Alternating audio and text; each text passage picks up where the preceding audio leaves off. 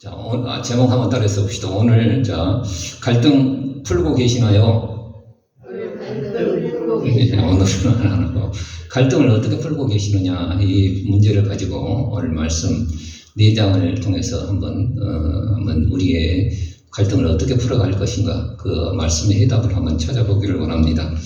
자, 오늘 창세기 16장에는 하나님께서 창세기 15장에 보자면 아무것도 바랄 수 없는 적이 하나님만 믿고 나왔는데 가나안 땅에 기근이 있고 애굽 땅에 내려가다가 큰일을 당할 뻔했는데 하나님이 도우셔서 큰 부자가 되어서 다시금 가나안 땅으로 돌아오지요. 그리고 또 원하지 않은 그 전쟁에 얼떨결에 참여했다가 큰 전쟁에서 승리를 하지만 여전히 두려움에 사로잡혀 있던 아브라함에게 하나님이 나타나셔서 나는 너의 큰 방패요 큰 상급이로다 하시면서 아직까지 자녀를 허락하신 것에 대해서 아브라함이 투정하고 있을 때 하나님께서 나타나셔서 이상 중에 나타나셔서 큰 하늘의 뭇별들을 보여주시면서 너의 자손이 이와 같이 많을 것이다. 그리고 직접 하나님께서 쪼개진 그 재물 위로 횃불의 모양으로 지나가시면서 직접 그 언약을 이루실 것에 대해서 하나님이 말씀해 주시고 또 400년 후에 이스라엘 너의 자손들이 이와 같이 큰 재물을 이끌고 다시금 이 가나안 땅에 돌아올 것이라는 그 약속을 하나님께서 직접 해 주시는 것을 보게 되어집니다. 이 약속을 아브라함은 믿었고 그것을 하나님께서는 의로 여기셨음을 창세기 15장을 통해서 우리가 찾아볼 수 있습니다. 그 믿음으로 반응했던 이 아브라함이 얼마 되지 아니해서 시험에 빠지는 이 모습을 우리는 보게 되어집니다. 창세기 16장에 보자면 아브라함은 10년 기다림에 지칠 대로 지쳐있는 이 사라가 어느 날 이 사라의 말을 듣고 그 말을 그냥 그대로 듣는 모습을 보게 되어집니다. 그 말은 어떤 것이냐면 하갈을 통해서 아들을 얻으라는 거예요. 그런데 제가 서두에 제가 말씀을 드렸습니다만 여자의 말은 항상 독성이 깔려져 있다는 사실입니다.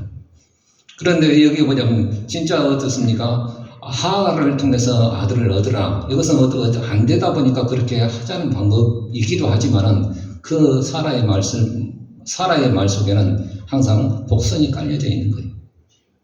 자기를 놔두고 다른 여자를 통해서 아이를 낳는 것은 여자에게 수치예요. 그리고 나중에 하갈이 이스마엘을 낳고 그 모습, 배가 불러서 자기를 멸시하고 조롱할 때 화를 내고 내가 당하는 욕을 당신이 받아야 합니다 하면서 남편 앞에 삿대질했던 그 내용들을 보면 어떻습니까?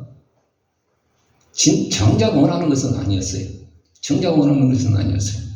그래서 여자의 말은 항상 복선이 깔려져 있다는 사실을 알아야 되는데 아브라함은 어떻습니까? 고지고대로 하는 사람이라 그것을 알지 못하고 그냥 하갈이 들어가서 첩을 얻어서 내 아이를 낳아주세요 라고 하니까 그대로 그 사라의 말을 들었더라 이렇게 말을 해주고 있습니다. 그런데 그때 아브라함이 이렇게 말을 해야 하지 않겠습니까? 하나님이 약속해 주신 지도 얼마 되지 아니하고 여보 하나님께서 약속해 주셨고 하나님께서 능히 이것을 이루실 것을 우리는 믿어야 돼요. 그러니까 우리가 좀만 더 기다려 보십시다 라고 해야 되죠. 또 하나 사무엘의 어머니였던 한나가 그 아이를 베지 못했을 때 그 남편 엘가나가 말했던 것처럼 그렇게 말해야 돼요. 내가 10 아들보다 더 낫지 아니하냐 이렇게 했으면 어떻습니까? 사라로부터 높은 점수를 얻었을 건데 아브라함은 사라의 말을 그대로 듣고 그냥 하갈을 취하게 되었습니다. 여러분들 만약에 이런 때 아브라함이 여자의 말을 잘 알아들어야 되는데 그냥 사라의 말을 그냥 듣고 그냥 한 거예요. 그러나 그 아들 이삭은 어떻게 했습니까? 20여 년 동안 리브가를 통해서 하나님이 리브가를 생산치 못하게 하심으로 20여 년 동안 자식이 없어요. 그때 이삭이 어떻게 했습니까? 창세기 26장의 말씀 한번 같이 25장의 말씀 한번 같이 읽어보십시다. 시작. 이삭이 그 아내가 창세기 25장 21절 시작. 이삭이 그 아내가 잉태하지 못함으로 그를 위하여 여호와께 간구하매 여호와께서 그 간구를 들으셨으므로 그 아내 리브가가 잉태하였더라. 그러면 이때 아브라함 또한 어떻습니까? 하나님의 약속을 믿고 기다리면서 우리 같이 기도해 보세요. 우리가 12년 동안 기도했지만은 좀만 더 기도해 보세요. 하나님 분명히 약속하지 않으셨습니까? 나에게 증거를 주시고 무별들을 보여주시면서 햇불 언약을 통해서 나에게 확신시켜 주신 이 놀라운 은혜를 받았는데 그 약속을 우리가 저버릴 수 있겠느냐라고 하면서 사라를 위로하면서 하나님의 약속을 기다려야 함이 마땅합니다. 그럼에도 불구하고 사라의 말을 거지것대로 들어서 결국은 사라의 마음을 알지 못했던 것이죠. 이 말은 다른 뜻이 담겨져 있는데 이 말을 보니까 하갈을 통해서 아들을 얻으세요. 이 말은 다른 뜻이 더 들어있는데 그거 뭡니까? 나를 더 사랑해달라는 사라의 말이 표현이라는 것을 우리는 알아야 합니다. 이후 문제는 더 꼬이게 되어져서 하갈이 배가 올라옴에 따라서 자기 여주인이었던 사라를 멸시하죠. 이제는 나 이 아브람과의 안방 차지는 내 차지다 하면서 종인 이 여자가 그 원주인인 사라를 멸시하고 있어요. 그러니까 사라가 대찬 여자 아닙니까? 응? 대찬 여자 아니에요. 그래서 내가 당하는 욕을 남편한테 거짓부터 하고 내가 당하는 욕을 당신이 받아야 마땅합니다. 하나님은 당신과 나 사이에 분별해 주기를 원합니다 하면서 아주 남편한테 바가지를 긁지요. 그리고 이 여자가 사라가 또 아주 안 갈친 여자예요. 그래서 여종이 어떤 자기를 갈취하는 것을 보고 학대를 하여 얼마나 학대를 했던지 하갈이 어떤 못내 이기지 못하고 도망쳐버려요. 도망하고 나중에 또 어떻습니까? 이스마엘을 낳고 나서 그 아이가 그 젖먹이 이삭을 보고 희롱하는 거예요. 그래갖고 내쫓지요. 나중에는 두고두고 지금의 역사에서도 어떤가 대적이 되어지는 그 문제를 보게 되어집니다.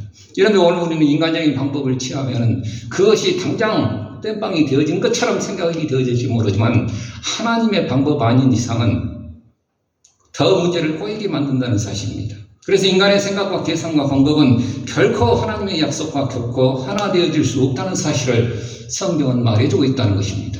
로마서 8장 7절에 보자면 육신의 생각은 하나님과 원수가 되나니 이는 하나님의 법에 굴복치 아니할 뿐만 아니라 할 수도 없음이니라 라고 말을 해주고 있습니다. 그래서 이렇게 인간적인 방법을 인간적인 계산과 인간적인 꼼수를 생각하다가 결국에는 얽히고 설킨 갈등만 만들어낸다는 사실을 우리는 보게 되어집니다. 그래서 사라의 학대로 이 하갈은 도망가지요. 그 하갈이라는 뜻이 도망녀입니다. 아마 애국 땅에서 도망다니다 잡혔으니까 너는 도망녀 하갈 이렇게 이름을 지었나 봐요. 그래서 도망간 하갈을 하나님께서 또 여호와의 사자가 나타나서 하나님의 천사가 나타나서 결국 그를 위로해 주시는 모습을 보게 되어집니다. 그래서 강야 샘물 곁에서 만나수사 그 아들의 이름을 지어주시죠. 이스마엘. 하나님께서 들으셨다는 거예요. 네 고통을 들으셨다는 거예요. 그리고 또 어떤 이 하갈이 그 샘을 이렇게 이름지어요. 부엘라로이라고 해서 나를 살피시는 하나님의 샘물이라는 이름을 지어서 하나님 앞에 그 믿음을 표현하는 것을 보게 되어집니다. 어찌됐든 이렇게 꼬인 갈등은 어떻습니까? 외부에서 대적해내는 그런 외부적인 모습보다도 내 안에, 내 가정 안에, 내 삶의 중심에서 이루어진 경우가 대단히 많다는 사실을 성경은 말해주고 있습니다.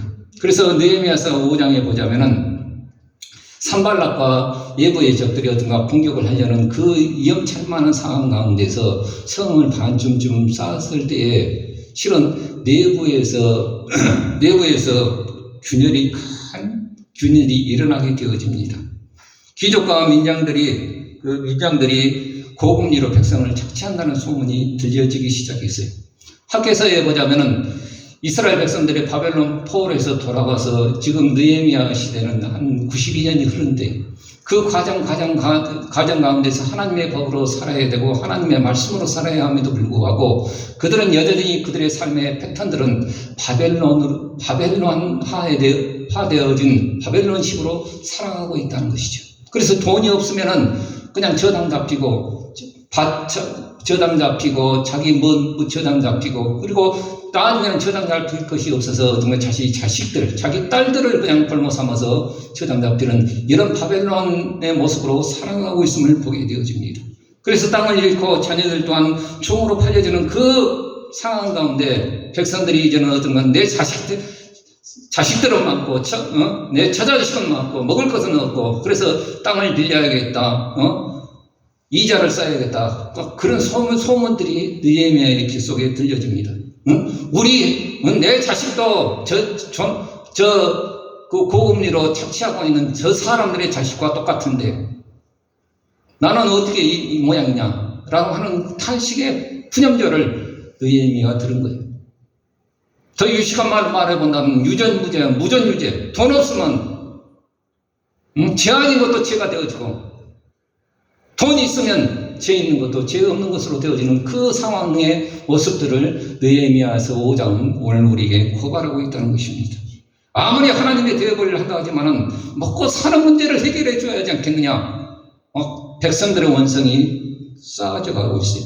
지금 성벽을 재건하기 위해서 여기에 올인하다 보니까 그 빚은 빚대로 넘쳐나고 아무것도 해결되어지지 못한. 그래서 결국에는 성은 쌓아지지만 내부가 균열되어서 하루아침에 망할 징조를 느헤미야는 간파한 것입니다.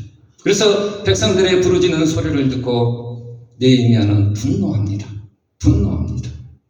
그리고 심사숙고해서 중심에 계획하고 대회를 열어서 그 이자 노름하던 그런 귀족들과 민장들을 다 와서 대회를 열어서 그들을 책망을 하고 그들을 매로 친 그 모습을 보게 되어집니다.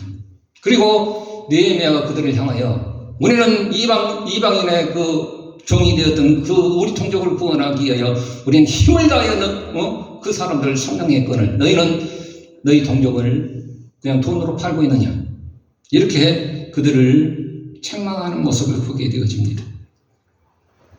그들은 이방인 그래서 느헤미야는 그들을 향하여서 우리가 지금 이방인들에게 비방거리가 되어진 줄 알지 못하느냐 우리가 하나님을 경외함으로 그 하나님을 경외함으로 살 것이 아니냐라고 하면서 그들을 책망합니다. 그리고 땅과 이자를 돌려주라고 그들에게 요구하고 있습니다. 여기 보자면 이렇게 땅 또 종으로 잡혔던 처자식 그리고 또 이자 100분의 1이라고 하는데 이것은 100분의 1이면 1%밖에 안 되지 않습니까? 그럼 싸지 않느냐 생각이 되어질지 모르지만 이건 원리입니다. 원리.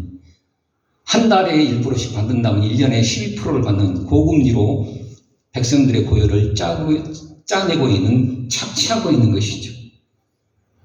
그래서 이들에게 당장 돌려주라. 이것은 어떻습니까? 이것은 그동안 92년 동안 지내오면서 그들은 하나님의 법이었던 안식년과 희년의 법을 그들은 무시하고 있었던 거예요.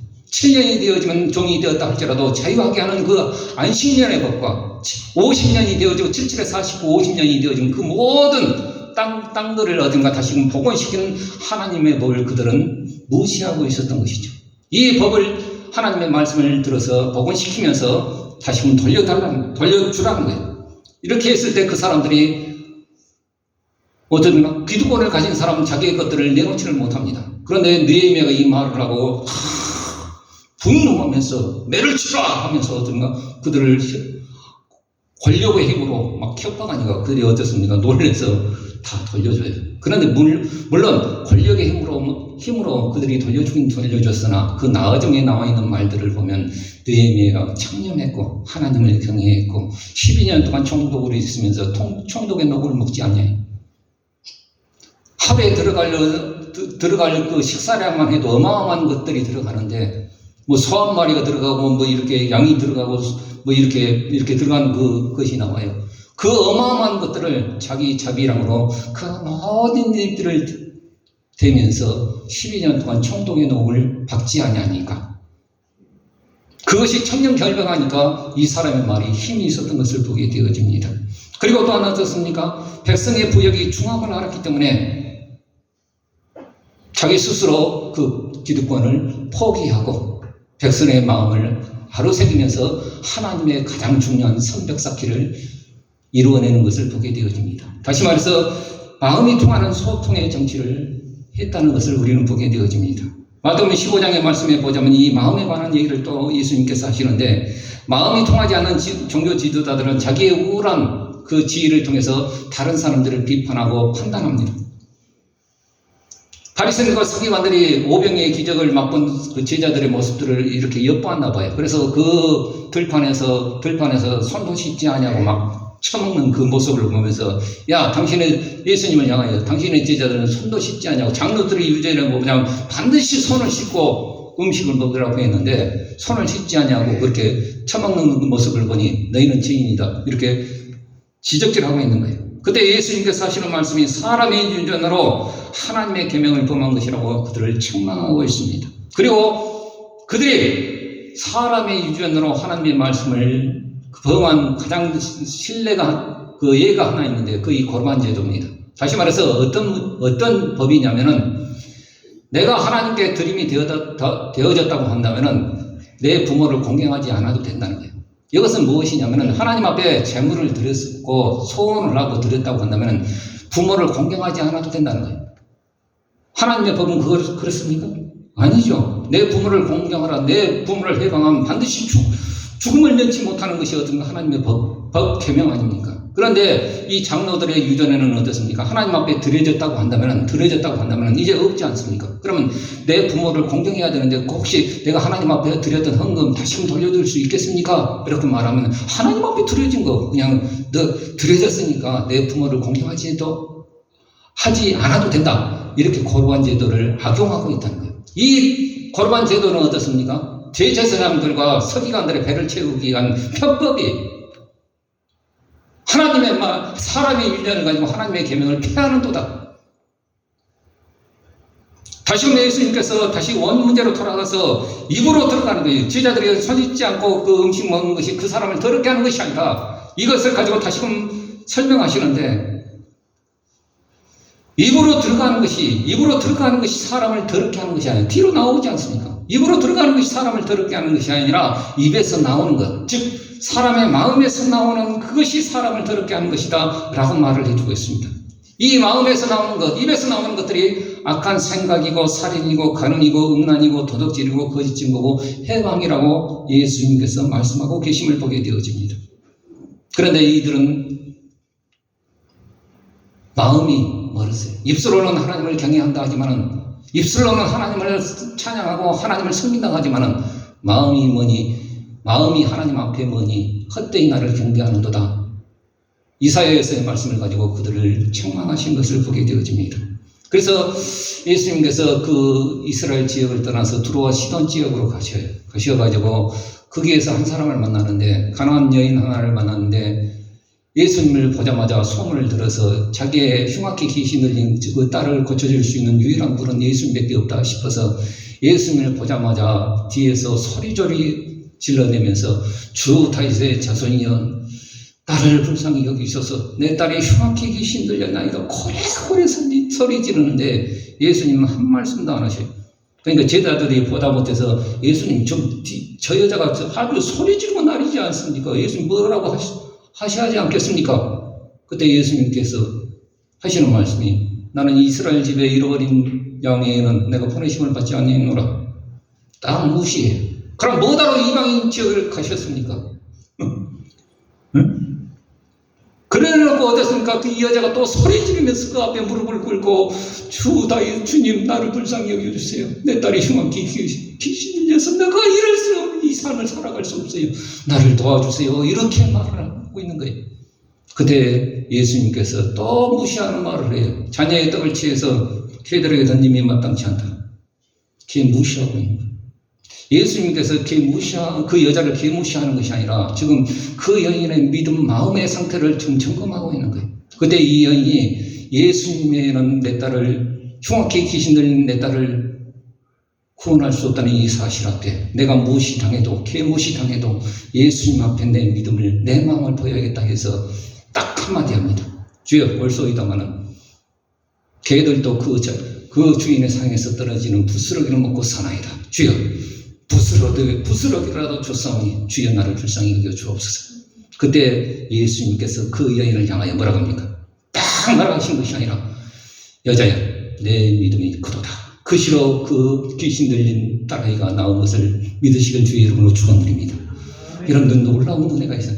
예수님께서는 마음이 통하는 자에게 기적이 일어나. 예수님께서는 이방인들을 부스러기 주시는 그런 분이 아니시잖아요. 나중에 700여의 기적을 갈릴리 호수가에서 이방인들에게 베푸실 때에 어떻습니까? 3일 동안 예수님의 그 막 절뚝발이 귀신 들린 자, 아주 병자들이 많이 왔어요.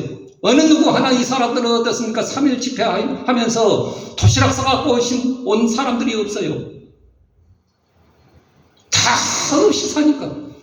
그리고 3일 집회를 끝내고 예수님께서 그들을 보내실 때 내가 저들을 보니까 어떻습니까? 고침은 받았거지만 배가 너무 고파하는 그들의 모습을 보고 길에 갈까 기진하여 그냥 쓰러질까 내가 염려된다.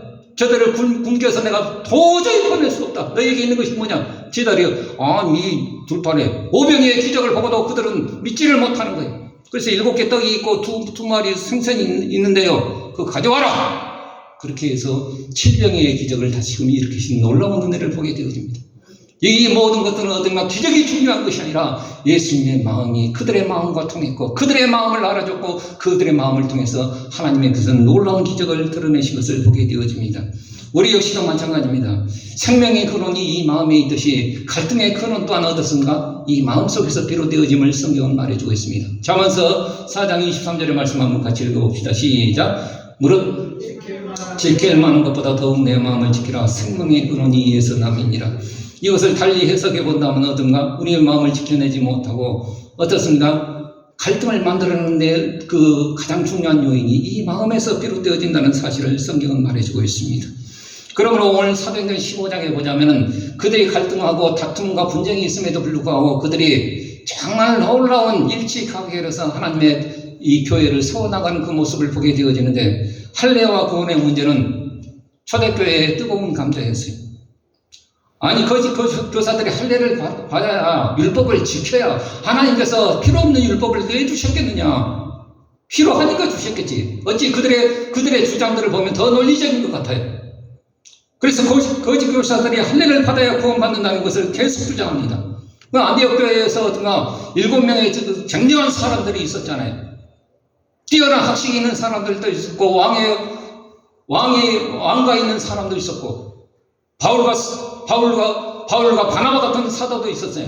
근데 그들과 작은 변론과 다툼이 있었어요. 이 문제를 놓고 도저히 해결이 되어지지 아니해서 이것을 예루살렘 교회에 상정을 해서 같이 사도들과 얘기하고 토론하고 회의해서 이것을 확정짓자라는 것에 동의하게 되어집니다. 그래서 바나바 사도와 바울 사도가 예루살렘 총회에 이제 참석하게 되어집니다. 그 총회에서 하는데 그냥 돈 봉투가 난무하는 그런 총회가 아니라 말씀과 구체적인 사례와 간증과 그 내용들이 있으면서 하나님의 말씀을 확정지어주는 그 놀라운 총회를 우린 최초의 총회를 통해서 발견할 수 있어요.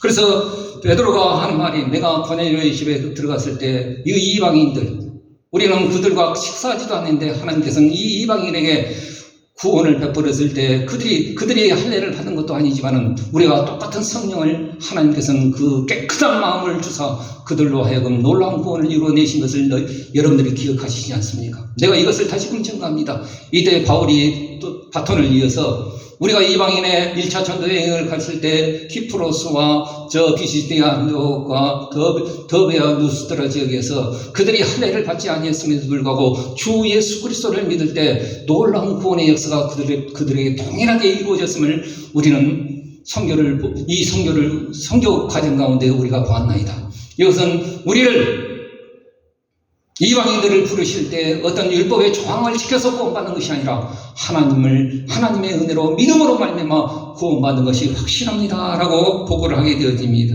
이때 그 예루살렘 교회 그 당회장이었던 사람이 누구였냐면 예수님의 조동생이었던 야고보 사도가 이것을 확정을 하게 되어집니다. 그리고 아모스 9장의 말씀을 통해서 하나님께서 장막을 새롭게 하시고 그 모든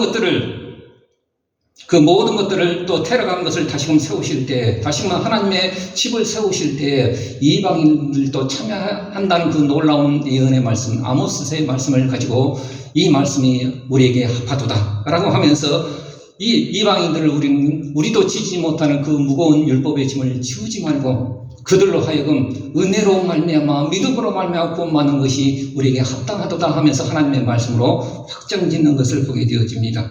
또한 이방인 교인들에게 유대인의 양심을 위해서 4가지 안을 제시를 합니다. 첫째는 도덕법을 제시를 하는데 우상 숭배하는 것과 음행을 금지하라고 말합니다. 그리고 세 번째, 네 번째는 그 의식법인데 목매어 죽인 것. 유대인들이 어떻습니까? 이방인들은 목매어 죽인 것과 그냥 순댓국 먹고 피채 먹는 거 그걸 즐겨해요. 군사물 하나 그렇게 하는데 이거는 우리가 하지 말자. 왜 그런 거 아니? 피라고 하는 것은 하나님, 피는 생명인데 그 피를 주관하신 분은 하나님이신데 우리가 피채 먹는 것 이건 율법이 금한 것이고 또 우리에게 좋지 아니하니 또 유대 교인들이 이것을 아직까지도 지키고 있으니 우리가 양보해서 우리는 이것을 지켜내는 것이 좋지 않겠느냐라고 하면서 그것을 지키기로 결의하게 되어집니다. 여러분 거짓복음은 사람의 마음을 괴롭게 하고 혹하게 하지만 복음은 마음을 아시고 우리의 마음을 깨끗게 하신다는 사실을 성경은 말해주고 있습니다. 그리고 나중에 마가 문제도 나중에 이제 예루살렘 총회가 잘 마무리되어져서 각 교회에 보고를 하고 바나바 사도와 바울이 다시금 안디옥 교회에 다시금 와요. 그런데 2차 전도여행을 꾸려가면서 그 구브로섬과 이렇게 같은 곳을 다시금 가려고 했었는데 하나 문제가 뭐냐면 저 밤빌라에서 중도 하차에 있던 마가를 데리고 가느냐 마느냐 이 문제를 가지고 바나바 사도와 함께 심히 다투어 피차 갈라서니 이 말을 해주고 있어요. 여러분들 심히 다툰다는 이 말이 뭡니까?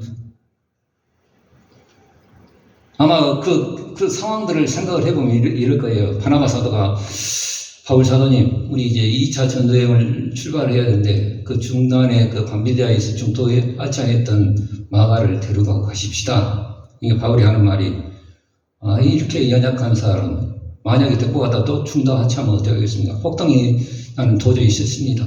그러니까 이 바나바 사도가 혹등이?